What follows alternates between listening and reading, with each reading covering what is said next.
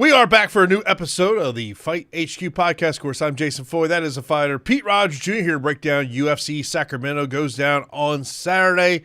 The normal lock time of 5 p.m. Eastern time. Of course, main card there on Paramount Plus at 8 p.m. Eastern time. Coming here following UFC 330. And man, it was, I think I was probably like a lot of people last week, Pete.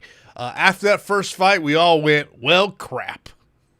Yeah. I mean, it was a crazy week. It just some crazy bounces and some crazy performances, and I had some good reads, and then in general, it was definitely I started off pretty bad. I think I was 0-2 in the first two fights, and I was pissed. So I was like chasing the whole night, and then I was able to make some money and come back. Yeah, it was, when you look back at what happened last weekend, obviously Jeremiah Wells, kudos to him it was going bad. There's no other way to say it. He was getting brutalized there the first two rounds, comes back there.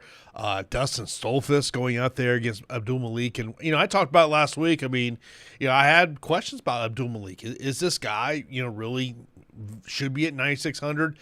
Neil Magny, 8,000, goes out there and gets you 90 points. Charles Johnson coming back there in the third round. One of the things I'll say, I'll offer a lot of kudos to Daniel Cormier for not really talking during that fight. Because I watched the entire fight card at home, and I thought that was one of my bigger takeaways is like Cormier knows, hey, my commentary is going to be I got my blinders on. And so I thought that was a really good. I'm sure that was probably something in production meetings that they talked about there. But I give kudos there. 𝗁𝗍𝗫 getting the win there as well. Joel Alvarez, a dud last week, priced at 8,900. I believe it's Sam's. I believe that's his handle on DK. He took down the Fight HQ contest. We already got a contest up there this week. I do want to ask you something. Okay. So I mentioned I was watching the fights at home. You're, fighter, coach. And to me in the co-main event, what really stuck out to me, the body language of Jillian Robertson looked off. Like immediately, yeah. I almost not kind of relating it to a couple years ago when Megan Anderson challenged Amanda Nunes for the title. And they show her walk in. She looks defeated. And I had that look from Jillian Robertson the whole time.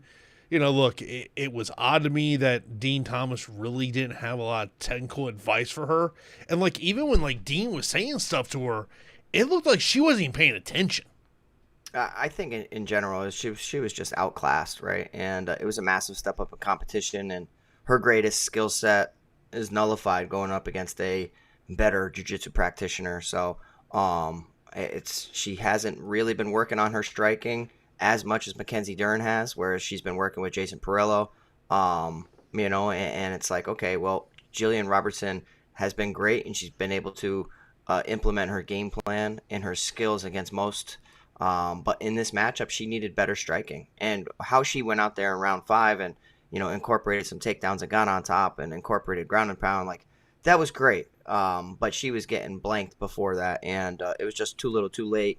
And it's just levels, man, and we had Mackenzie Dern coming in here off of a fight against Virna Jandiroba, who took her to the real deep waters within a title fight. And then just strength of schedule also. If you look at who Jillian Robertson was beating, I think her past 5 fighters she fought were all winless in their past 5 or something like that. So it just is a step up in competition, and that's why we say the bright lights.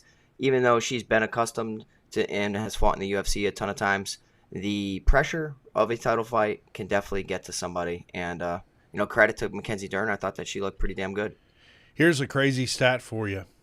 You have to go back to September 2021 to find the last time a female title fight has ended via TKO KO. I heard Bisping say something like that. Yeah, it was pretty crazy. That's absolutely wild. Just absolute insane stat. Of course, our DraftKings contest is already up for UFC Sacramento. The link to that contest is in the description of the show. Also, in the description of the show, you got the link to Pete's Patreon page, so you can get access to all the tools and data that Pete does have for you when you're developing your DraftKings lineups. Of course, throughout this show today, we're going to break down each fight. We'll talk about our general thoughts in terms of some fights and fighters that maybe we don't want to get to. And, of course, man, the prelims are... Oh man, this is if you would just present this fight card to me, I thought this would be an Apex card, not a card in Sacramento. But as we talk about UFC Sacramento, and I mean the first thing that sticks out to you is the amount of 9,000 fighters we have, and the fact of we have 3 fighters that are above 9.7K. Anthony Wint at 9,900, Barbosa at 9,800, Dwyer at 9,700. And you almost kind of look at maybe the sweet spot this week is going to be in that 8,000 range of trying to find some of these fighters at range. I mean, look, I know a lot about Anthony Wint just because I called one of his fights. And when you're, in those production meetings, you get told a lot of information about these guys. I mean, and it was very young in his career, trains out of Kill Cliff FC. I mean, look, I think even if you wanted to take Chatman as just a straight up pump play, it's a boom bust fight there. I look at, Reinier to Ritter going back up to 205 pounds, which I think is really where he needs to be. I really want to see what does Roman Dolidze look like at 205 in comparison to RDR in that. Vitor Petrino has done well moving up to heavyweight 3-0, but it's low level competition. Yeah. Yeah, I think the first thing that stuck out to me was the amount of 9,000 options and how many few options we have in the 8,000 range. We got 𝘁𝗵𝗶𝘀 8,700, Hernandez 86, Petrino 85, Gaziev 84, Gage Young 83, and then the 8,200 8,000 fight between Nasrat Haqparast and 𝘁𝗵𝗶𝗀. So immediately I see that 8,000 range. I'm like, man, okay, so not too many options, and it's a little difficult because I don't agree with some of those fighters that are within that range. You know what I mean? So it seems like it's going to be a chalky card once again. It felt like I had a terrible week last week. I still ended up going 8-4. My biggest pick as an underdog got smoked in 20-something seconds by Jalen Turner. Cowboy Hernandez turning his back, ended up getting hit with a combination, dropped and finished. So that really kind of put a bad taste in my mouth because I was like, man, he didn't even get a chance to get off what I thought was going to happen in the fight, and credit to Jalen Turner. This week, a lot of chalky options and a lot of high-priced fighters that I think have tremendous finishing potential. So I'm interested to see if you agree or disagree with me on some of these closer line fights, and if there's one fighter in the 9,000 range that I'm not the most fond of. And let's see if you will agree or disagree with me. You like them all. No, I'm not saying I can make case for opponents. I look at someone like a Carli Judice. I could see where she pays off that price tag. Yeah. But I kind of look at Mason Jones and going, God, does he? If you tell me he grapples, I think he pays off that price tag. But if you tell me that he starts, playing a little, I'm going to be a kickboxer here, that to me is what would concern me there. I mean, look, and I'll tell you, in the 6,000 range, Jamall Emmers, if he can get wrestling going, that is his path. I mean, that's 100%. Absolutely his path. I'm not, look, you're not going to feel great about it in rostering him, but I'll roster him in some lineups just because of that takedown upside in terms of that one. Of course, if you do got any questions, you can line those up in the chat, or you can also put those in our Discord channel as well. Let's get right into it. The main event is a middleweight matchup between Anthony Rodrigues and Gregory Rodrigues. Rodrigues price is $7,600. Fluffy Hernandez is priced at $8,600. Of course, Fluffy coming off that loss against Sean Strickland, a third-round TKO loss earlier this year. Gregory Rodrigues, 6-1 in his last 7 fights. The only fight that he did not get a victory in those was against Jared Cannonier. But, Pete, for me, it's kind of an easy breakdown for this one is if if Fluffy can survive what I see as a 10 minutes of flurry from Gregory Rodrigues, I think this is Fluffy's fight to win. But, I mean, look, there's some great first and second round upside for Gregory Rodrigues here. Yeah, I would agree. I think that mostly everybody's going to say it's Gregory Rodrigues early or Hernandez late, and you can't really blame them. The power that Gregory Rodrigues possesses is exceptional. He can, shut your lights off with one big right hand or a big left hook. In addition to that, he does go to the body a little bit, and that is an Achilles heel for Anthony Hernandez, where we've seen time and time again he gets hurt to the body. He's soft to the body. He's extremely susceptible to shots to the solar plexus, shots to the liver, and for whatever reason, like a lot of people don't go to the body because they're such headhunters. I think a guy in Gregory Rodrigues coming from Killcliff FC with Henry Hooft, they should have some combinations where they are digging to the body. But with all that being said, like Gregory Rodrigues isn't the most durable guy either. So I could see the threat of the takedown really making Gregory Rodrigues be a little selective, even though Rodrigues is an exceptional BJJ practitioner and wrestler himself. Defensively, I think he can be taken down, and it'll also put a little fear because of fatiguing over 5 rounds. So I think that Anthony Fluffy Hernandez, for me, is going to be the pick. He has more ways to win, in my opinion, and I like him in a 5-round fight more than I do like Gregory Rodrigues. Now, if this was 3 rounds, I honestly could make the case for Gregory Rodrigues coming out here and even winning a decision. I, for whatever reason, really like the fact that Anthony Fluffy Hernandez has been working with Sean Strickland a lot throughout this camp, doing a lot of hard rounds. And Sean's a guy that will push a pace, hit you hard, and dig to your body and finish Hernandez as he was just finished from Sean Strickland when they just last fought. So for me, when I looked at Anthony Fluffy Hernandez on that crazy run, I did see title fight, heights for him. I haven't really felt the same way about Gregory Rodrigues because of his durability. We've seen him hurt people, knock people down, also get knocked down and wobbled and finished in round 4 by Jared Cannonier. We've seen him get knocked out years ago against Bruno Ferreira.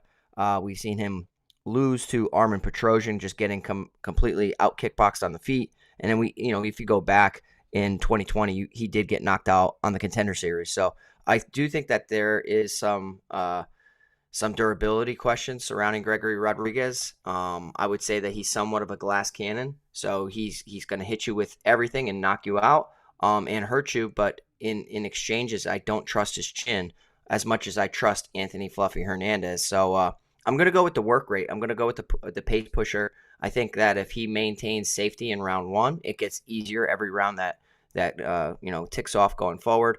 And I think the threat of the takedown, as I said, can open up Hernandez's boxing. Gregory starts to open up, and then Hernandez changes levels and starts to incorporate some takedowns. So I think that one way or another, this fight is getting finished inside the distance. I think you need one fighter from this fight, because of the salaries as well.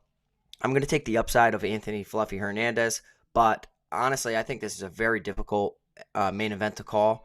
And honestly, like Gregory RoboCop Rodrigues can go out there and just completely destroy Fluffy in round 1 or 2, and I wouldn't be all that surprised. So it's not a confident pick, but I am going to go with Anthony Fluffy Hernandez here, and I like the salary at $8,600.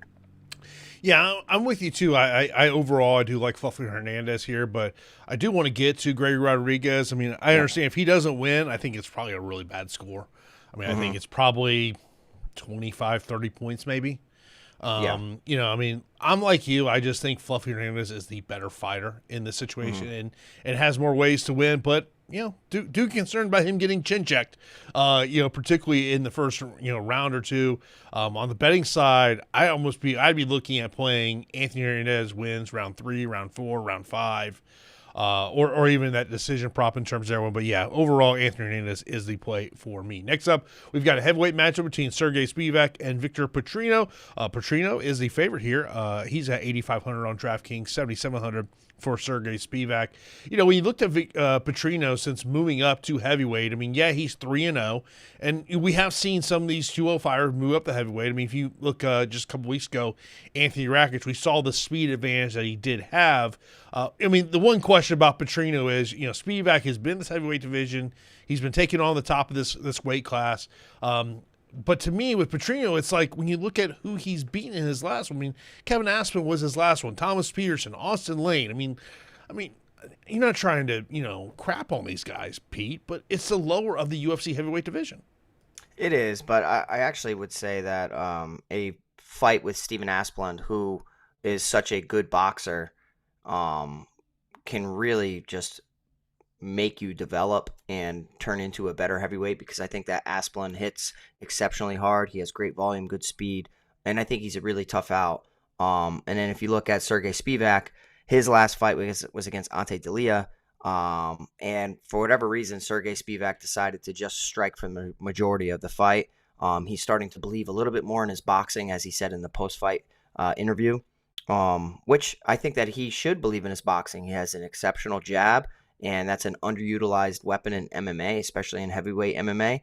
But I think the best skill set that Spivac has is his grappling. It's his excellent, you know, takedowns into top positions, into good ground and pound, into submissions. So for me, if I was Spivac's coach, like, I understand that it's tiring, it's fatiguing, it's demanding on your body, but a lot of these heavyweight guys, we're going to be able to outclass them on the ground. And that's his best path to victory. Now, falling in love with his hands later in his career, I find it to be dangerous, truthfully. I do find it to be dangerous because he's the guy that's, you know, faced so many durability concerns within his career. I mean, this is the guy that, you know, in his short notice debut was knocked out by Walt Harris. He was also knocked out by Tom Aspinall. He was knocked out by Cyril Gahn. He was finished by Jailton Almeida and actually hurt on the feet by Jailton Almeida, which is something that, you know, Almeida is not known for, is hurting people on the feet. He did follow up, take him down, and start to ground and pound him. But, you know, he got hit with a big shot. And if you go back and you watch a lot of Spivac tape, you're like, man, he's great when he's going. He's a good hammer, but he's a bad nail. And I do worry that a guy with the athleticism of Vitor Petrino, he starts to land these big, powerful combinations like he was landing on Asplund. And now we could see Spivac kind of shelling up against the cage and getting finished. But, you know, Vitor Petrino comes with some danger as well, because this is the guy that was just recently knocked down by Steven Asplund and rocked numerous times. He was knocked out against Dustin Jacoby. He was knocked down on the Contender Series by Rodolfo Bellato. So, like, there are durability concerns here for Vitor Petrino. And overall, I think that his skills aren't at the same level of Sergei Spivac as far as, like, being a complete MMA fighter. He's a Brazilian Jiu-Jitsu black belt, but I feel like Spivac's the better grappler. I think that Spivac's the better wrestler. But I think the more athletic and more dangerous of the two is Vitor Petrino. So for me, like, I have difficulty with the main event, and I'm having somewhat of a difficult time with the co-main event as well. I actually think this co-main event is the hardest fight to call on the entire fight card. And I've been flip-flopping. I think naturally I wanted to go Sergei Spivac because of how well-rounded he is. But if he goes in there and he's just going to have a 15-minute striking match with Vitor Petrino, I really don't like that, because I don't think it's using his best skills. So with all that being said, I'm going to actually side with Vitor Petrino. I think that he's going to end up hitting Sergei with something on the feet that hurts him. And I think the matchup against Steven Asplund actually prepared him going forward for facing dangerous strikers. So I'm going to be on the Petrino side. But like I said, this is my least confident call on the entire card, and I've had a very difficult time breaking this fight down. But I am going to go with Vitor Petrino at 8,500. Yeah, I mean, it's one of those things when I look at these light heavyweights coming up, and I think you bring a great point of like, man, these heavyweights, you're going to have the size on these guys. Yeah. Can you be able to take them down there? The price point, I think, is what really gets me really intrigued with Petrino, because I feel like we got to really hunt that 8K range this week, and 8,500, he's 101 to look there. Next up, we got a light heavyweight matchup. We got Reinier to Ritter taking on Roman Dolidze. Both these guys moving up to light heavyweight for this one. Of course, RDR has been a light heavyweight middleweight, and we've seen kind of some of the issues there at middleweight over his past couple of matchups. He's priced at 9,200. Dolidze is priced at 7,000. Both these guys have lost 2 straight. RDR losing against Brandon Allen and 𝘁𝗵𝗶𝘀. Dolidze losing against Fluffy Hernandez and also Christian Lloyd Duncan. Pete, I don't know if you're like me. I see this fight going 15 minutes. But if you listen to these two guys, they're acting like this thing's going to be over in 3 minutes. Yeah, I mean, it's pretty odd because, like, Roman Dolidze, for whatever reason, I just haven't been a fan of. But he does make fights a lot closer, and against CLD, he was supposed to get smoked in that matchup, granted of how high a lot of people are on CLD, and he ended up making it into a fight. Reinier de Ritter was, he broke onto the scene in the UFC, and just the momentum that he gained and the popularity and the ascension within the rankings was really rapid. It was very, very quick. And I'm like, oh my gosh. And then he ends up getting fraud checked, if you will, if you want to call it that, but not really, against Brendan Allen, followed up to face 𝘁𝗶𝗀𝗀, which is a very difficult matchup. So I think this is a much more winnable fight against Roman Dolidze, and one where it's like, okay, this is like a bounce back opportunity. I think that Roman's best days are behind him, truthfully. I think he's always been limited, but he does have power.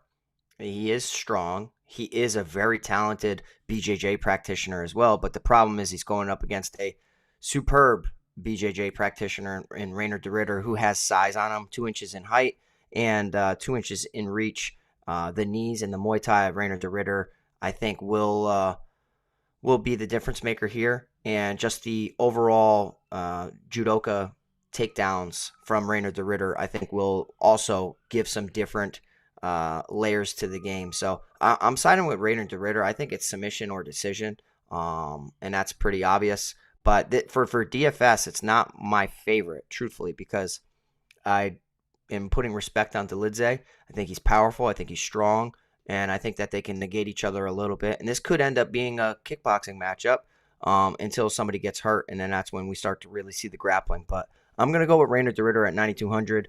I mean, he did have 400-plus point performances against Meerschaert, Holland, Bo Nickel, and Robert Whitaker. But I think this is probably going to be a decision win for him. But I do like him to win the fight. So give me Reinier de Ritter here. I'm like you. I've never been a big Dolidze guy, and I think skill for skill, and this is where I think Ritter should be. I think he should be at 205 pounds. I think we have now seen in the UFC, the weight cut takes so much out of him that if he doesn't finish the fight early, he's just, these 85ers are going to wear him down as the fight goes on. I mean, RDR is going to be the pick for me. I just don't know if he pays off the price tag at 9,200. Need a finish. Can't get a decision at 9,200. Next up, we got a lightweight matchup between MarQuel Mederos and Mason Jones. Mason Jones priced at 9,000. MarQuel Mederos is priced at 7,200. We kind of briefly talked about this when we were just kind of going a little over game theory. This one, if you tell me Mason Jones, who averages nearly 3.5 takedowns per 15 minutes of fighting, if you tell me he is lacing up these wrestling shoes, I love the price point, 9,000. But the fear is he decides to get into a kickboxing matchup. This is another decision for MarQuel Mederos inside the UFC. All three of his fights in the UFC have gone the distance, the last one being a majority draw. That's where I get worried about Mason Jones. Yeah, and I think that the line is wide, truthfully. Right out the gate, I'm going to say that I think the line is wide. I think that a lot of people are down on MarQuel Mederos because of how the draw went to 𝘁𝗵𝗶𝘀. He should have lost that fight, right? I clearly had 𝘁𝗵𝗶𝘀 ahead, especially with the point deductions. And then somehow we have a draw. Doesn't really make all that much sense. I think the MMA community and like all the people within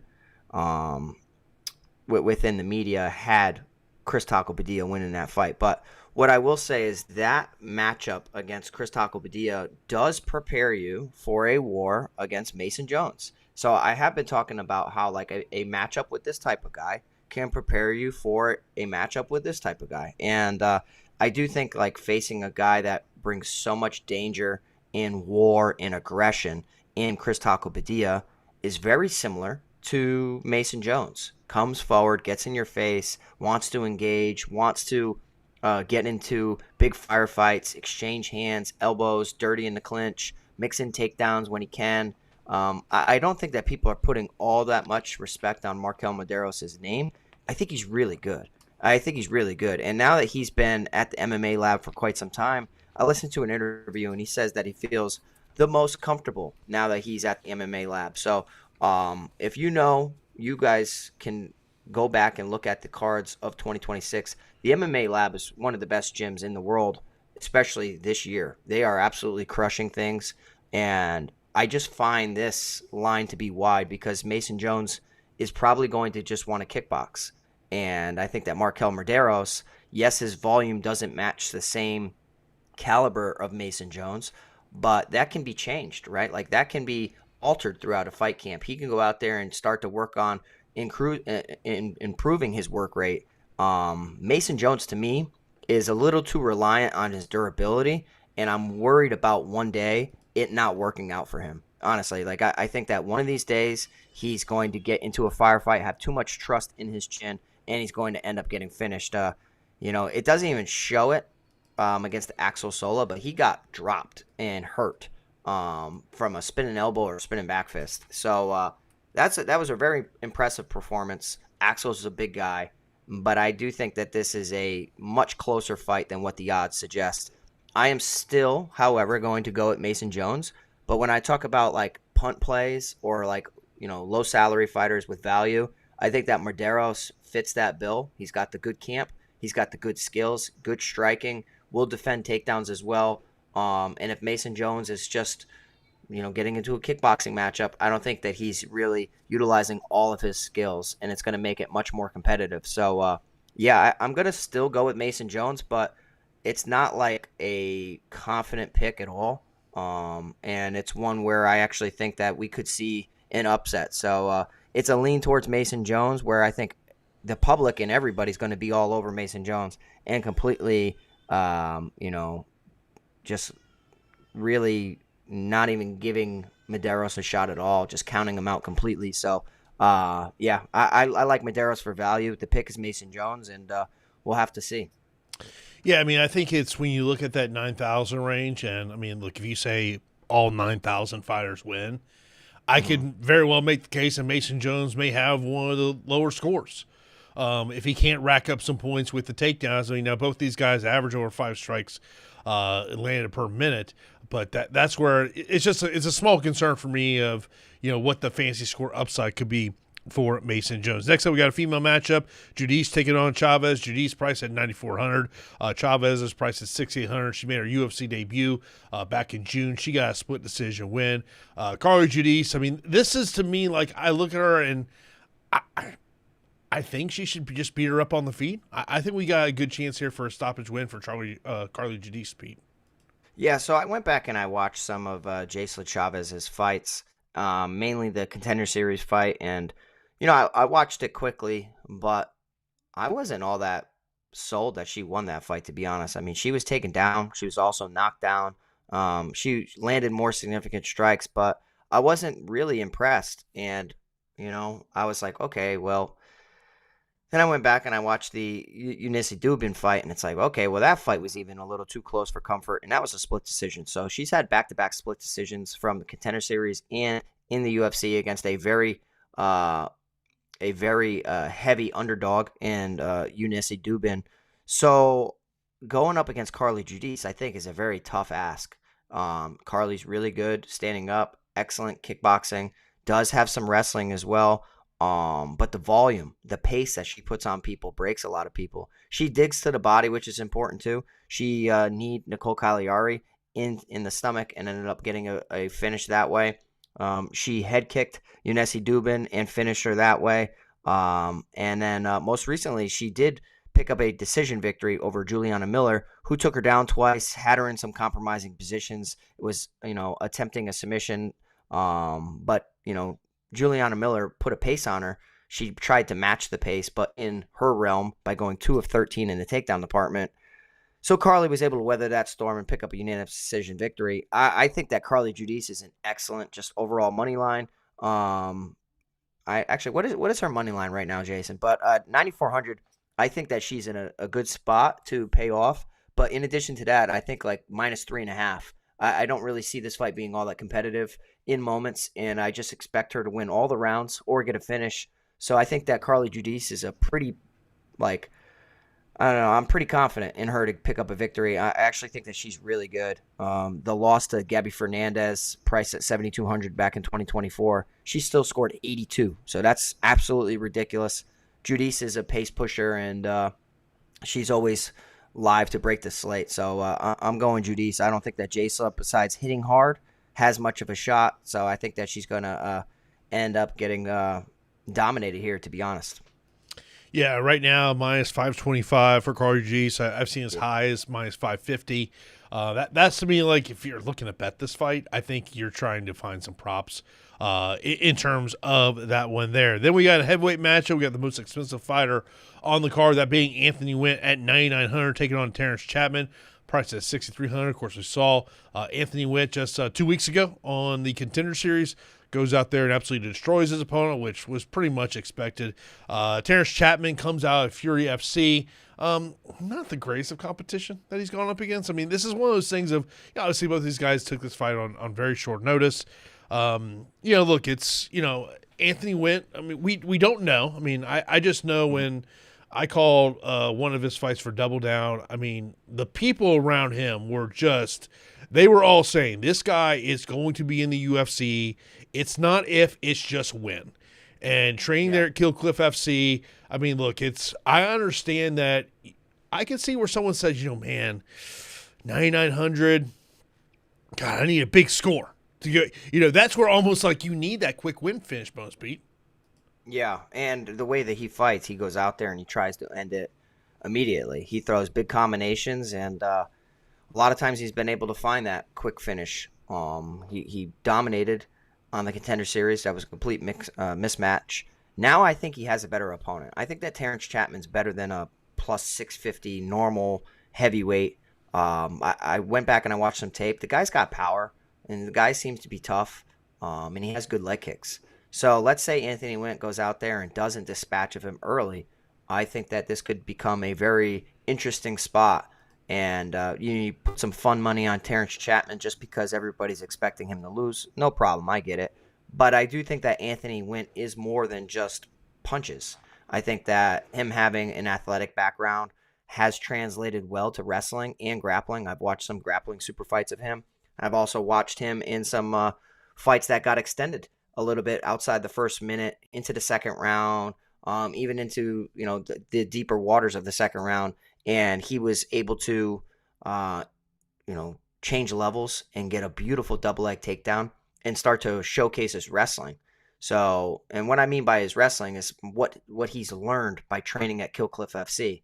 A lot of good football players can make that switch to wrestling decently well by, tackling and trying to make some adjustments into a blast double, which I know at my high school, that's what a lot of guys did, is they tried to, keep they tried to find guys that were, athletic, and then they could start to teach them a blast double. And, once they get on top, they're dominating people. So I saw Anthony Wint do that, have some good ground and pound, actually look for some submission attempts as well. So he is challenging himself. He's challenging himself in grappling.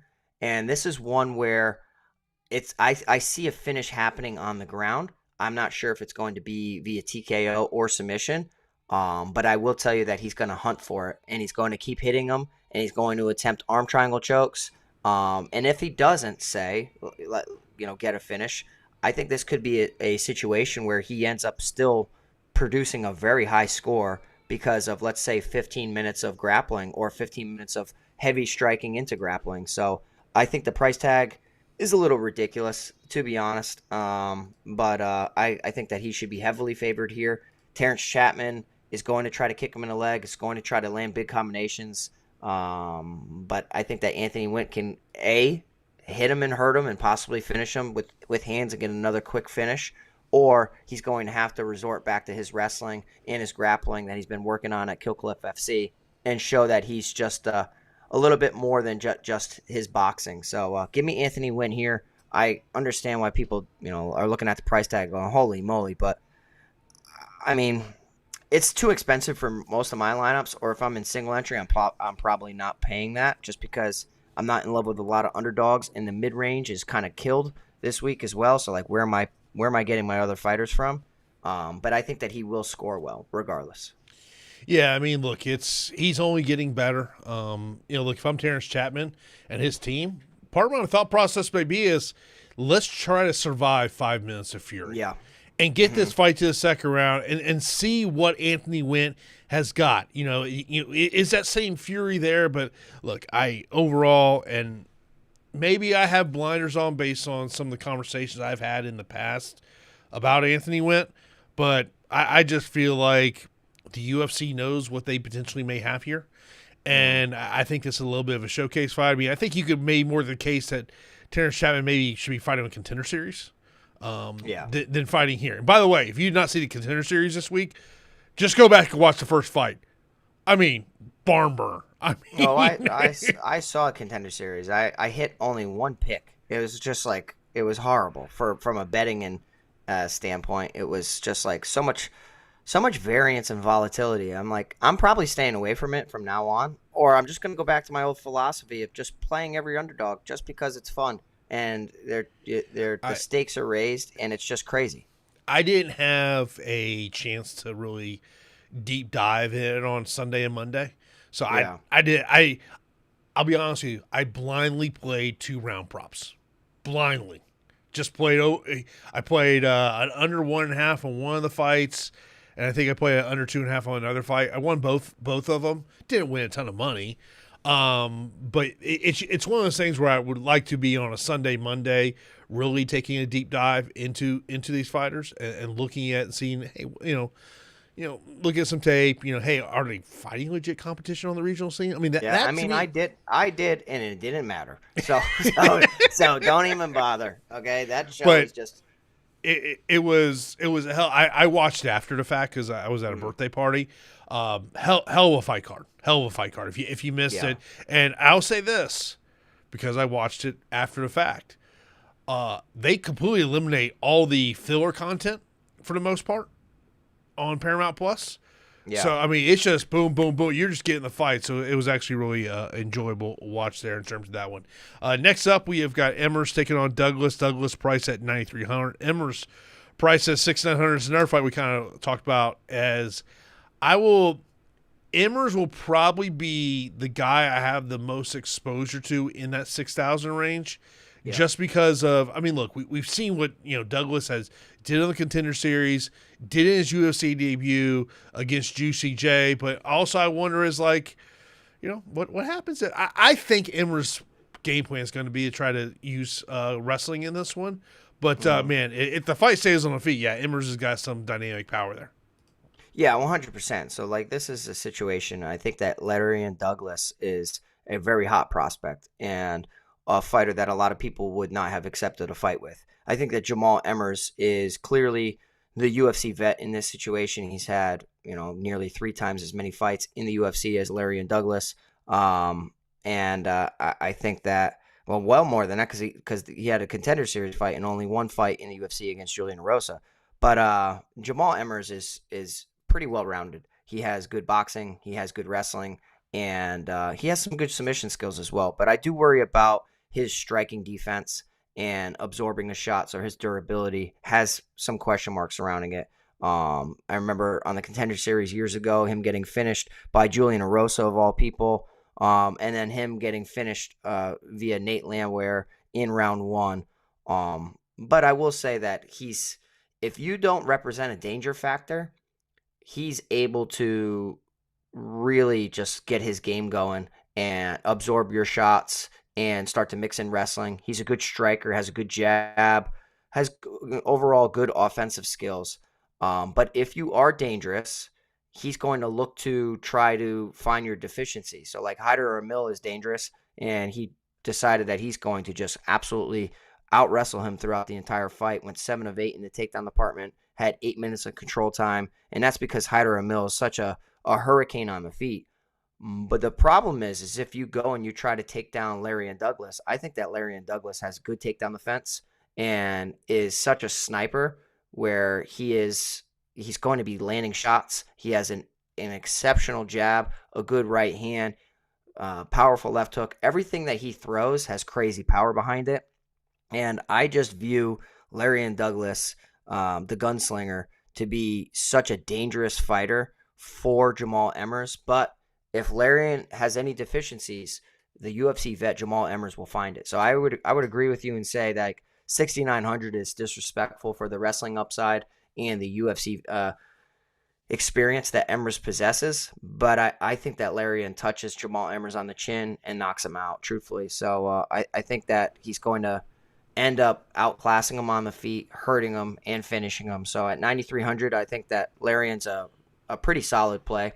I think it might come a little later than people think. He may, have to defend some takedowns against the cage, open mat, and then find his shot. But I think that he will find this shot. So 9,300, Lerryan Douglas is going to be the play. Yeah, I get you there. To me, it's more of, and you've kind of mentioned this throughout the show, there's not a lot of underdogs you really like.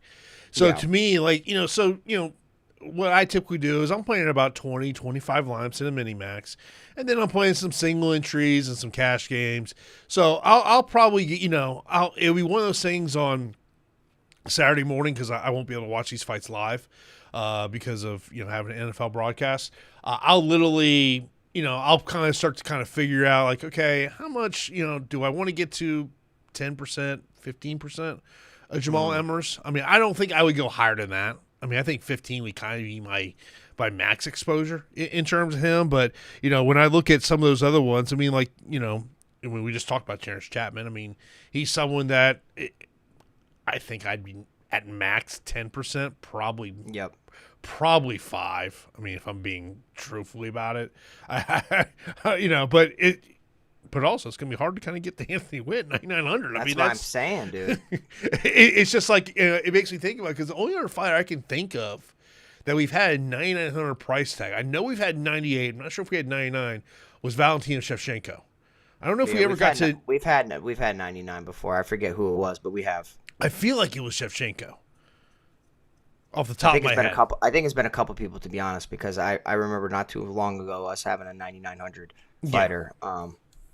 But yeah, I mean, I don't blame you with the exposure levels. I think it makes complete sense. It's just, I mean, look, it's really hard when you look at some of these underdogs this week of trying to get to them. I mean, like, you look at a guy who's a slight underdog in our next matchup, Nzechukwu taking on Shamil Gaziev. Gaziev priced at 8,400. Nzechukwu priced at 7,800. I almost feel like, Pete, this is a loser is probably not in the UFC anymore after this fight's over. Just kind of a gut feeling on that one. And Kenny is just one of those guys. I swear I have the worst luck with him. It's like I go on him and I'm like, you know what, man? He has this size, he has this frame, and then when the days when I roster him too much, kills me. And then when I don't roster him, it's when he does win me, because basically both these guys are both 500 fighters in the UFC. Yeah. Yeah, I think this is a volatile matchup, right? So just like the co-main event, I think that this is one of the most difficult fights to call on the entire card. And it's mainly because Shamil Gaziev, outside the UFC, he has this like aura about him where he was such a danger. He had good wrestling and he has such crazy power that he knocks people out and he just completely destroys them on the feet. He comes to the UFC. He picks up a victory over Martin Buday. He ends up getting out kickboxed against Jairzinho Rozenstruik over 4 rounds and finished. And then picks up back-to-back victories over Dontel Mays via decision and Thomas Peterson via first-round stoppage, and then most recently losing back-to-back fights via KO, TKO. So honestly, like if I'm looking at Shamil Gaziev, I'm not seeing much development at all. Like I just see the same guy. When I'm looking at Kennedy Nzechukwu, I am seeing a guy that seems to be like he's trying to refine skills in all areas. And the reason why I say that about Shamil Gaziev is because like he should be wrestling more. And I think that any of these heavyweights just get too fatigued and tired that they don't even want to bother because it's so demanding on their bodies. When I look at Kennedy Nzechukwu, yeah, he just had a tough fight against Marcus Buchecha. And then he did get finished via Walter Walker, but Walter Walker has been doing that to everybody. It's kind of unbelievable what he's been doing. But I do like Kennedy at this weight class, I think. Picking up 2 KOs over Łukasz Brzeski and Chris Barnett. And I think that his length and his size is what's going to kind of help him in this matchup against Shamil Gaziev, because I don't think that Shamil is going to go in here and wrestle. So I take that off the page. And now I look at the reach advantage, and Kennedy Nzechukwu is going to have 5 inches in the reach advantage and 1 inch in height. In addition to that, Kennedy switches stances. Shamil Gaziev is kind of like very predictable, has a really good power with his right hand, kind of is a plotter, and he'll plod forward. Not the best footwork. Kennedy will switch stances, give different looks, feints and fakes. I just need to keep Kennedy off the cage. I don't like it when Kennedy does like the rope-a-dope style and puts his high guard up and allows his opponents to tee off, because he's been knocked down and his durability has been in question as well. I mean, he lost as a big favorite against OSP. He got knocked out against Dustin Jacoby. But this is a guy that and then he had that crazy weird finish defeat to Dawoon Jung where the elbow kind of landed on his guard. But yeah, this is a guy in Kennedy Nzechukwu where I do feel like he's got the UFC experience for sure. Going from light heavyweight to heavyweight, I think that he has a little bit more skills in the bag than Shamil Gaziev does. And I just like what I've seen from him lately a little bit more than what I saw from Gaziev against Pericic and Waldo Cortez Acosta. So I'm going to go with the underdog here in Kennedy Nzechukwu at 7,800, but low confidence, man. I tell you, like, some of these fights are very, very difficult to call, and I'm trying to convince myself one way or another, and ultimately I'm going to lay with the side of value in Kennedy Nzechukwu at 7,800. I think when you look at both these guys, I don't think you have confidence in either one of them. Yeah, no. I mean, Shamil kind of got fast tracked early on. We got in the UFC's 3-3 in the promotion. Mm-hmm. If I'm looking at that underneath 8K, Kennedy's kind of one of those ones I look at in terms of what he can do here. Let's move over to our next matchup. We got Chris Padilla taking on Nasrat Haqparast. Haqparast is A200. Chris Padilla priced at 8,000. Padilla unbeaten in the UFC, coming in off that draw. Last time we saw Nasrat Haqparast got face planted by Quinlan Salkill, which obviously, I mean, Quinlan Salkill is one of the best in this division, Pete. Yeah, and I will tell you that this fight is really, really, really interesting. I like Chris Padilla. I've also been a fan of Nasrat Haqparast. And Nasrat Haqparast's speed and volume and his boxing has made me a fan of his for a while. On the flip side, Chris Taco Padilla kind of having a career resurgence outside the UFC, not having the greatest success, then starting to hit his stride, getting a short notice opportunity against Hamas Yantop, and breaking onto the scene, and now being on such a run, and he should really be 5-0 in the UFC. I already talked about the Mederos controversy. In my eyes, he's 5-0 in the UFC. Has a finish over Rong Zhu, has a decision win over Jai Herbert, which was probably his worst performance. It was a split decision victory. A finish over Ismail Bonfim, and then the controversy surrounding Markel Mederos, but extremely high volume. I liked what I saw from him there. He looks to engage in a firefight, get right in your face, throw good combinations with his hands, incorporate elbows, dirty box, knees, and guess what? He can take you down, and he has good submission grappling as well. I don't think that this is a good spot for Nasrat Haqparast to come back in after facing such a devastating knockout defeat. Granted, that was back in October, so that's 10 months ago. But I will say that it's just like you wanted to, I would say, come back against a grappler, right? Don't come back in after such a bad knockout defeat and face a guy that's going to bring a war to you. And I think 𝘁𝗵𝗶𝘀 is going to do just that. In addition to that, we've seen Nasrat Haqparast, get knocked down and finished by Drew Dober in the past. And in his most recent fight, before the 𝘁𝗵𝗶𝘀 fight, was against Esteban Ribovics, and he took an exceptional amount of volume because that fight was crazy. He landed 135 of 273 total strikes, and Ribovics landed 149 of 436. At some point, man, fighters' durabilities go out the window, their chins go out the window, and if you are reliant on being tougher, it's not the greatest strategy, especially when you're coming off a significant KO defeat. So with all that being said, I just like the way the aggressiveness of 𝘁𝗵𝗶𝘀. I think the way that the last fight went is going to piss him off a little bit, and I think he's going to want to come in here and make a statement. And in addition to that, he has more tools to try to get the job done. He can wrestle, he can strike, and even though Nasrat is skilled in all areas, I think just bringing the chaos factor is going to favor 𝘁𝗵𝗶𝗀 here. So I was actually surprised to see him as an underdog at 8,000. And I'll get to him, and I'll pick him because he is a pace pusher. So give me 𝘁𝗵𝗶𝗀 here at 8,000. You have the same thoughts I have in terms of Padilla in this one, and you just and especially to the point that you brought up about kind of wondering has maybe some of the wear and tear of all these battles that Haqparast has been in. Maybe are we starting to kind of see that, hey, that chin is starting to wear down a little bit. Yeah, I like 𝘁𝗵𝗶𝗀 as an underdog in this spot. Next up, we got Barboza taking on Ryan Kus price at 6,400. Who he fought last month in Karate Combat. He's had a couple Karate Combat fights.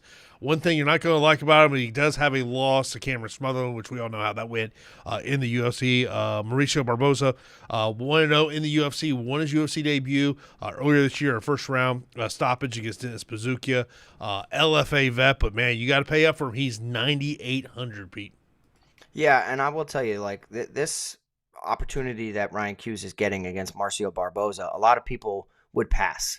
But this is his way into the UFC. Take a horrible matchup that nobody wants, and that's your way. That's your ticket into the UFC. And then hopefully they give you an easier fight, and maybe they gave you 3 fights. I will say that Mauricio Barboza hits like a freight train and put on one of the best knockouts I've ever seen against Dennis Buzukja, where he threw a flurry, landed that gorgeous left hook on the Contender Series. He also had 2 knockdowns. So he has complete dynamite in his hands. And I will say that Ryan Kus having experience in Karate Combat could help. But from the film that I watched, there are openings where I think a guy of Mauricio Barboza's caliber will look to exploit. Kus also has some wrestling to him as well. So I think that this could be a situation where, short notice guys tend to come in and surprise. But priced at 6,400, if say he does win a round here, he could end up making the optimal if it allows you to pay up for other options. I'll probably do a fun lineup with Kus because in hopes that he, doesn't get dispatched all too early. But the pick's going to be Mauricio Barboza at 9,800. He's going to knock out Ryan Kus. It's just a matter of when. Kus should look to out-grapple and out-wrestle him. But I think that he enjoys getting into a firefight a little too much, and he might have a little too much faith in his chin from what's happened on the regional scene, and in the UFC, it's just different. So give me Barboza via KO at 9,800. I think he's a great spend-up option. The only problem I see is that when these guys are priced so high and they don't achieve multiple knockdowns, their upside's somewhat capped. So it's like, okay, I got 110, but I could get 110 from a guy that was in a competitive fight that mixed in takedowns and blah, blah, blah. So I think at 9,800, I like him to win. It's just like I'll probably let other people pick him just because of what I mentioned. But the pick's Barboza via KO. Yeah, I mean, think about it. You could probably spend $1,200 less and get Anthony Hernandez, and the fantasy score upside of Hernandez is probably likely higher just because of 100%. Yeah. I mean that's where just when I kind of just look at how everything is ranked from top to bottom, that you've got a pretty big drop off when you talk about it in terms of that one there. But yeah, obviously huge opportunity for Ryan in the spot. Barboza should take this one down. Next up, we got Gay Judd taking on Stan here. Stan comes out of the Florida scene, out of the Combat Club. He's priced at 7,900. Gay Jung priced at 8,300. But Pete was doing the Instagram rabbit hole, and he got a little warning that you see in Gay Jung. Yeah, I see it on Twitter now too. But Gage Young looks to have some injury on his right eye, whether it was just a black eye or a cut. To me, it looks like it was a cut in camp. And he's also a guy that gets bloodied up pretty decently well. So you gotta be a little bit careful here with Gage Young, because that can open right up. And next thing you know, now the optics of it's going to make Stan Dorsonville look like he's inflicting serious damage on Gage Young. So what I will say is that Gage Young to me is very talented, and he put on an excellent performance on the Contender Series. And now, if you flash forward, it's like, okay, well, that was against a very difficult opponent in Quillen Salkild. And yes, Quillen picked up 9 takedowns, but it was a war. It's one of my favorite Dana White's Contender Series fights. And then we did see Gage Young get attempt 3 takedowns as well, and push a pace. And then he accepted a short notice opponent in Evan Elder. So I think that people could be looking at that fight and saying like, oh, he lost to Evan Elder. I think Evan's really good. And that was on complete short notice. But if you go and you look at his recent fights against Mahashate and Thiago Moises, that's more like it. I mean, picking up a dominant decision victory over Mahashate, having 3 takedowns with 6 attempts. And then against Thiago Moises, he should have had a finish. And I bet on him to win via finish. He knocked down Thiago Moises and just started to play with his food a little bit, started to emote and dance. And he has good takedown defense. So this situation here against Stan Dorsonville, I think, is interesting because Stan is a BJJ black belt. Stan has a very good guillotine. Gage Young has to be wise to the guillotine. Stan also has solid striking and is very aggressive and is a very confident fighter. So anytime you have undefeated fighters that come in here with a little, they believe in themselves so much that they think they're unbeatable. And I think he's going to get his level checked here by Gage Young. I think that Gage is a very talented guy, and we've seen glimpses of it. Even if you go back and you watch that Quillen Salkild fight, I know on paper it doesn't seem like it was competitive, but it was competitive. I like him. I think that he's got good hands. I think he has good leg kicks, good wrestling, overall really skilled. I think the drill, Stan Dorsonville, is a dangerous fighter, and I think he's going to end up, beating some people inside the UFC. I just think this is a very difficult UFC debut, and if we look the way that Gage Young has scored in his wins, 100 points against Mahashate, 97 against Thiago Moises when he was fooling around. He didn't deserve 97 points because of how much he was fooling around, and he pissed me off because I really had him finishing Thiago Moises. But yeah, I think that as long as the cut doesn't, influence the judges too much or become worse and he ends up getting stopped via doctor stoppage, I think that Gage Young's in a spot here to give a vet lesson, if you will, even though he's only got, 3 fights in the UFC. It's a UFC debut, big opportunity for Stan Dorsonville.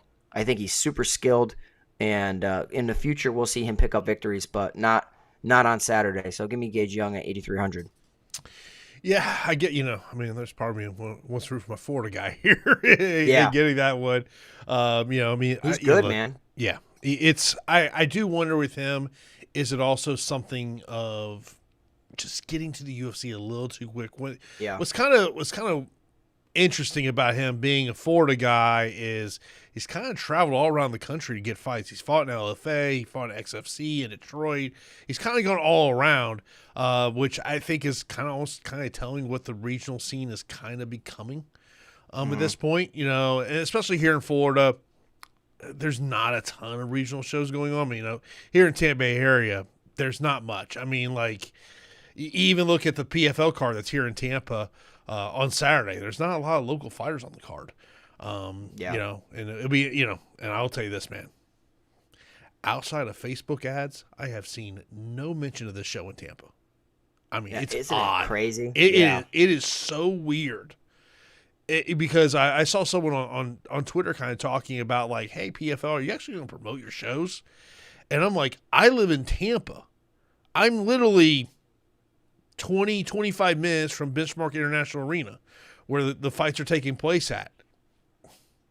I told you, man, it's weird. It's strange. I'm in this game more than anybody, and I don't know what the hell's going on half the time with PFL. So how the hell do I not know? And how's a normal person supposed to know? I get that this event is sponsored by Visit St. Pete Clearwater. The fights are in Tampa. I thought it was really weird they went to downtown St. Petersburg yesterday to do face-off on a rooftop bar, which I'm like, there's literally a rooftop bar across the street from the arena. There's literally a rooftop bar at the arena. I was like, I was sitting there going, what? I'm like, Jesus Christ. I'm like, what? The left hand doesn't know what the right hand is doing. That's what my father says all the time. And yeah. I think that's a perfect way to sum that up right there. Now, I mentioned about, man, this prelims is just, oof. The next one, Jackson McVeigh and Wesley Schultz. Jackson McVeigh priced at 8,700. Wesley Schultz at 7,500. Mm-hmm. I can't trust Wesley Schultz. I'm just gonna say it straight up. I don't know how anyone can. And I mean, like, this is a fight to me. I'm not Xing out Wesley Schultz in terms of developing lineups, but like, to me, it is like, if I'm just playing a single bullet and you go got to roster this fight, it's roster Jackson McVeigh or move on, Pete.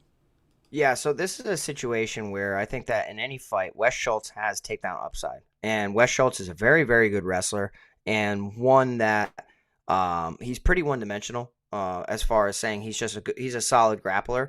But like I think that he's going to be met with adversity inside the UFC, and we saw it on the Contender Series. Like, he has moments he can end up, like putting people in compromising situations because of his takedowns and his submission game.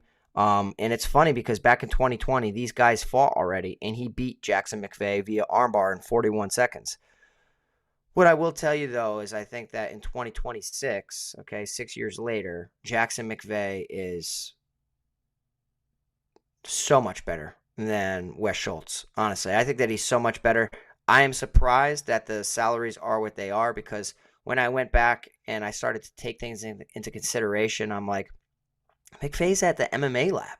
And then you go back and you watch the Contender Series on Tuesday night, and one of the underdogs on the card was from the MMA lab. And then I go on that guy's Facebook, that guy's Instagram, and he's Jackson McVeigh's main training partner. It's like, okay, like, McVeigh, it's pretty obvious. We got to hurt Wes Schultz on the feet.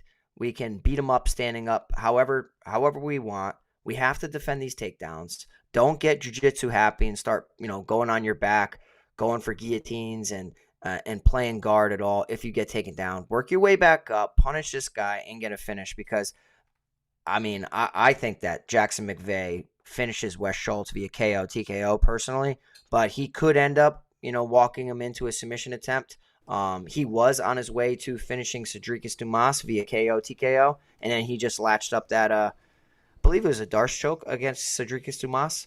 But yeah, I like Jackson McVeigh here at 8,700, Jason. I'm pretty damn confident with how the momentum and the morale of the MMA lab is. And you and I talk about this all the time. Like, when you start to see a gym being extremely hot, we back it. And I'm giving you credit with that, because you've been praising MMA lab like crazy. We can also say the same thing about Cub Swanson's gym, Bloodline MMA, where Lerryan Douglas fights out of. Everybody that comes out of there, even the kid who fought Charles Johnson, like he's cross-trained there in addition to Daniel Cormier's gym. It's like these guys come in UFC ready. So give me Jackson McVeigh via finish. Yeah, and I would say I think Jackson McVeigh is a parlay piece in that, with the money line, because just because you have so many big favorites on this card. I mean, when I did my sheet here this morning, he is minus 180. I view that as a parlay piece in terms of that one. Then our opening fight of the night We got our third most expensive fighter, being Dyer, who's at 9,700, taking on Reed here at 6,500. Dyer, won her UFC debut, had a trio of fights in the PFL. If you go to her Instagram, you can see some of these knockouts that she has had here. But if you do believe in, trends, Elise Reed, since coming in the UFC, she has a trend. Oh, stop it. I see it. She loses, she wins. She loses, she wins. Vice versa. And she's coming off a loss. I don't think I want to. I think she's about to get her second straight loss. Yeah, I think the trend ends here. The only thing I'll say is that Chanel Dyer on the Contender Series, she had an absolute war with Carol Foro, who we saw last week or 2 weeks ago, put up a crazy fight with Gigi Canuto. And Carol Foro is a very talented striker, and everybody's going to want to take her down. Chanel Dyer tried to take her down, and I like that because it showed that there's a layer to Chanel Dyer's game where she's not just a Muay Thai practitioner. She attempted 11 takedowns. She didn't have any success with any of them, but what that shows me is that she's willing to go to her wrestling or grappling if things aren't going her way, especially in a fight against Carol Foro where she was knocked down 3 times. Now, 3 knockdowns, credit to Foro. She's got crazy power, obviously. But maybe there's a durability problem here with Chanel Dyer that's going to rear its ugly head going forward. I don't know if it's against Elise Reed. I don't think that's going to happen here because if you look, Elise Reed has dealt with durability problems in herself. She was knocked down and finished against Denise Gomes. She was knocked down against Lupi Godinez and then choked out. And Elise Reed only has 1 knockdown offensively, and that was against Melissa Martinez. So I think that Chanel's fine here durability-wise, and she's a very high-level Muay Thai practitioner who can attempt takedowns. And we know that the karate style of Elise Reed, what she wants to do, she is vulnerable to getting taken down and submitted. She's vulnerable for losing minutes. I think that Chanel Dyer is a fantastic play at 9,700. It's just does she pay off that price tag? So I like Carli Judice a lot. I like Chanel Dyer a lot. I like both of them for parlays. And honestly, I'd add 𝗲𝗵𝗶𝘀, but the pick is going to be Chanel Dyer. Hopefully her chin checks out. She doesn't get finished by Elise Reed, but I think that she's going to absolutely dominate Elise here and pay off that price tag. Yeah, I mean, if I'm trying to parlay her, I gotta be prop game hunting. She's minus 850. Yeah, I gotta be prop game hunting. That's why those minus 3.5 the spreads. I think that they're very helpful in situations like that. They can't lose a round. And obviously they can't lose the fight. But, I think that would make a lot of sense. Like Chanel Dyer, oh, God. Not in this situation. So Chanel Dyer is a minus 850 money line instead of a minus 3.5 point spread. Her point spread, Jason, is minus 7.5. So essentially she needs to absolutely dominate and most likely finish the fight. So crazy. Yeah, absolutely nuts there. Of course, if you do got any questions, you can line those up right now in the YouTube chat. Also, you can hit that in Discord as well if you do got any questions that you want me and Pete to answer here on the show here. But we'll get our straight-up fight picks main event. Give me Fluffy Hernandez. Fluffy Hernandez for me. I will go Petrino in the co-main. I'm surprised you're doing that. I'm going Petrino as well, but very, very tough fight. Yeah, give me RDR. RDR? Give me Jones. Mason Jones. Give me Judice. Carli Judice. Wint. Anthony Wint. I'll go Douglas. Lerryan Douglas. First underdog will be Nzechukwu. Yeah, I'll go Kenny Nzechukwu. Second underdog will be Padilla. He's plus 100 right now. Chris Padilla. We'll count it. Barboza. Marcio Barboza. Give me Stan as underdog number 3 for me. Oh, my gosh. Are you for real? Hometown guy. That's crazy. I'm going Gage Young. Then give me McVeigh. 𝗲𝗵𝗶𝘀. And then Dyer will be Chanel Dyer for me. I don't know. there is part of me that says friends don't let friends. Put at least Reed in your lineups. According to your trend, she's due for a win. So allegedly she's due for a win.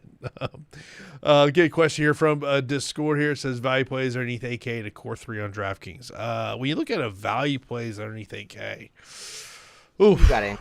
You have to include the AK. You have to include Padilla. But okay. I mean, Padilla would be the top of the list for me. Mm-hmm. Agreed. Nzechukwu becomes interesting. Sergei Spivac could be interesting if he kind of tries to use his weight. That becomes a little bit interesting if you're looking for sort of value there. I mean, Rodrigues, the fantasy score upside's there, but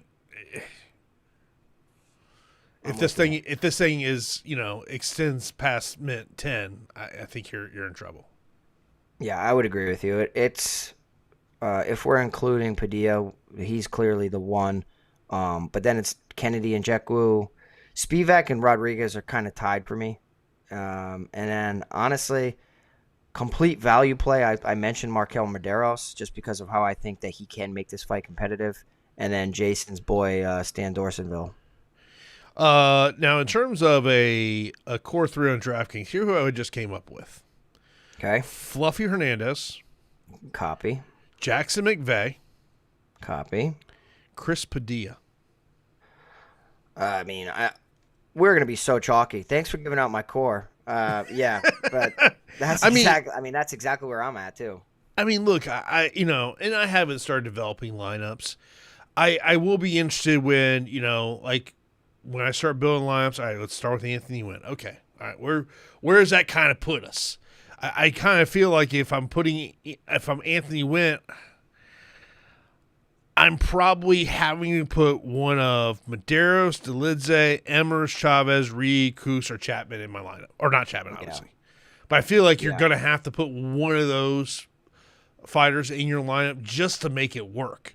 And then, what if Wint goes out there and let's just say he only gets you 112 points? I'm disappointed. I mean, I feel like we need 125. Yeah, I mean, it's all slate dependent, right? Like, I mean, at 112, everybody else scores 90-something, then, yeah, you need that. But most likely, 112 is not enough at that price tag.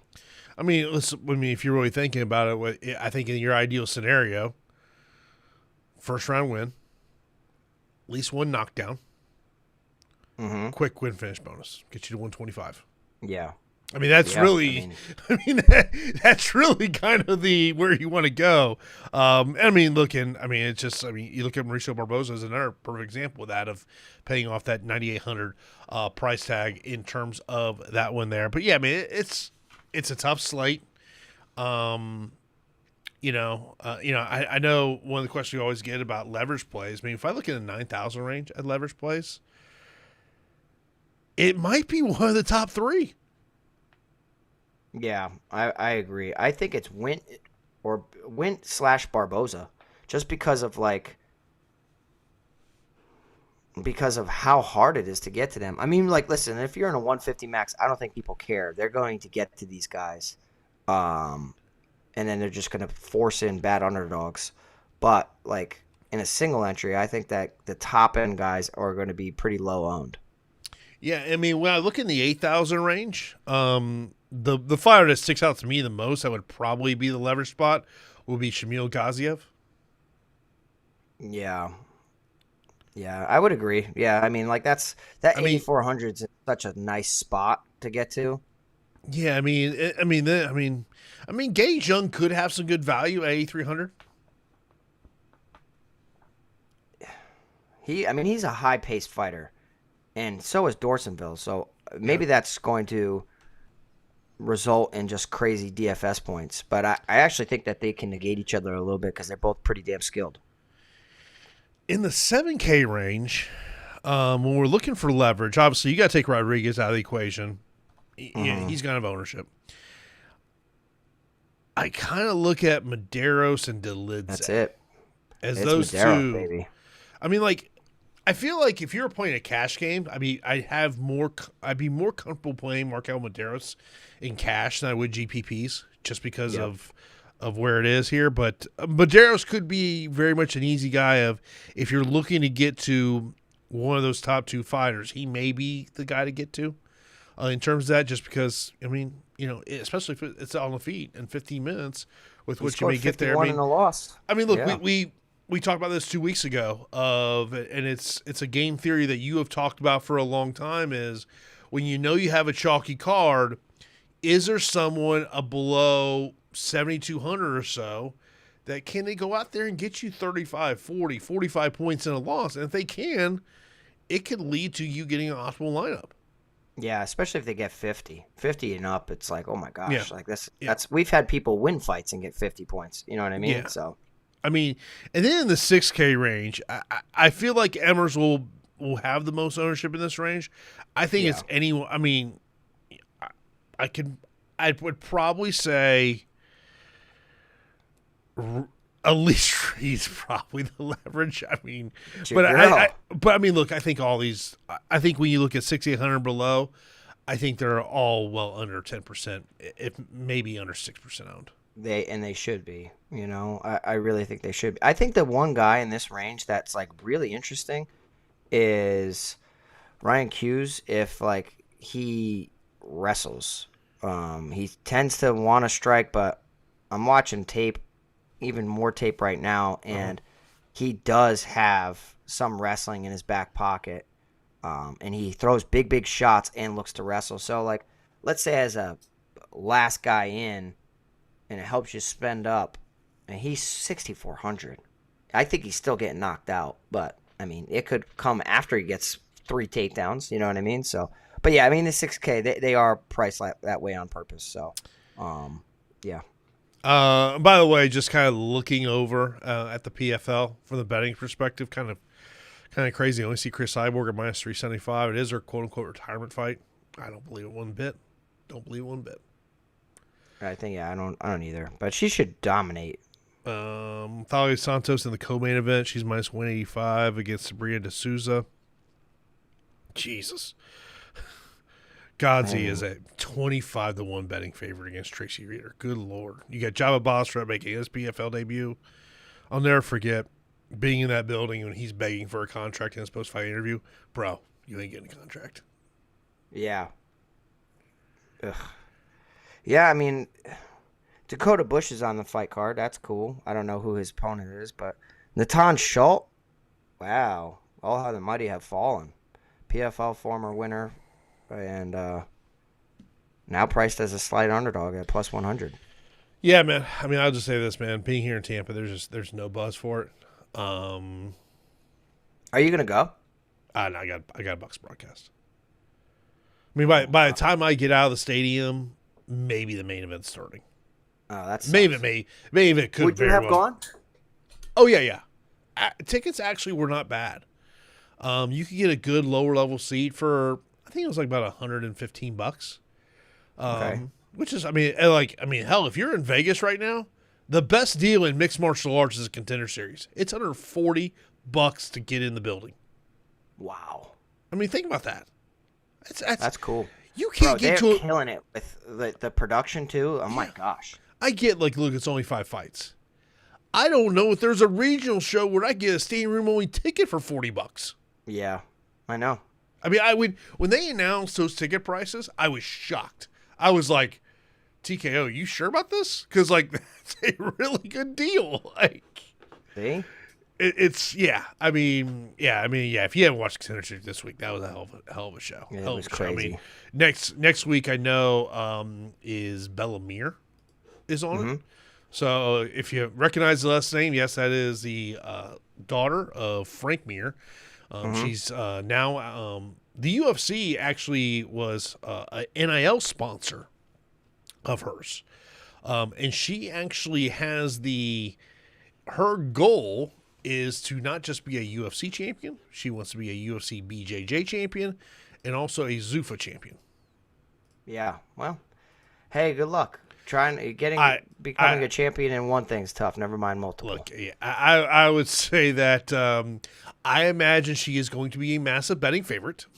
I'm going to make a wild assumption that she is very much set. Gary Bellato, a guy that you'd be familiar with, he is on this show as well. But I don't pay attention to the regional scene like I once did. Yep. It's just one of those things where, you really got to take a deep dive. I ain't doing it no more. Fuck that. That was. You say that now.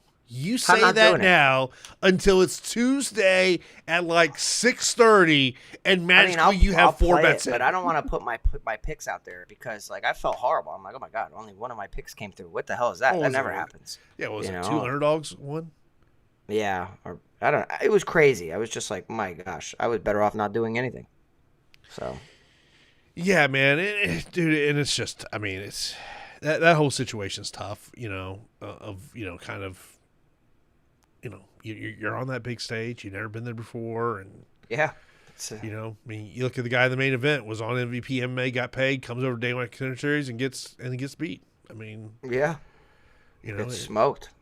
Yeah, it happens there. But as always, we appreciate everyone who tunes in for every episode of the Fight HQ podcast. Of course, check us out on YouTube, on Apple Podcasts, Spotify, iHeart. If you're just listen to us on the podcasting side. As always, we appreciate. Be sure to check in that DraftKings contest. Link for Pete's Patreon to get all of the data tools that Pete does offer. And we'll talk to you next week.